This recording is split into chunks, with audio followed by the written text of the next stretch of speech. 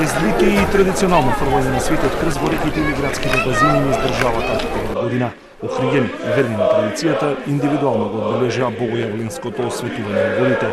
Светиот крст го положија во црковниот казан, го фати Никола Чорбевски, а најхрабрите се фрлаа во Охридското езеро. Известуваше совесе утврđenije, Христе Боже,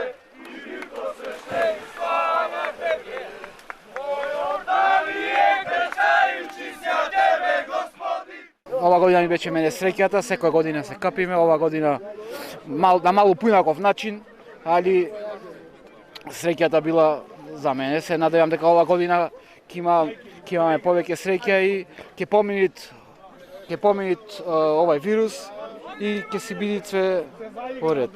Македонската православна црква се огради од масовните собири заради одговорност кон јавното здравје и почитување на епидемиолошките здравствени мерки. Полицијата измешана меѓу присутните го следеше групирањето на граѓаните, кои пак велат дека ги почитувале сите мерки на претпазливост.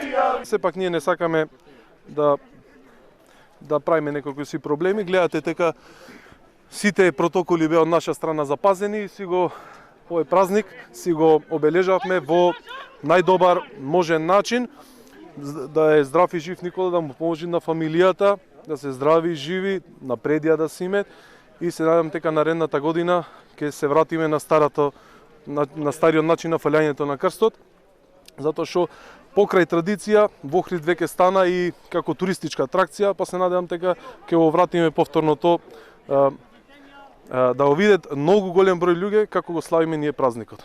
Ако крстовите остана во црквите, граѓаните широко индивидуално или помали групи доследно на традицијата кои зададат да да се искапат според празнични.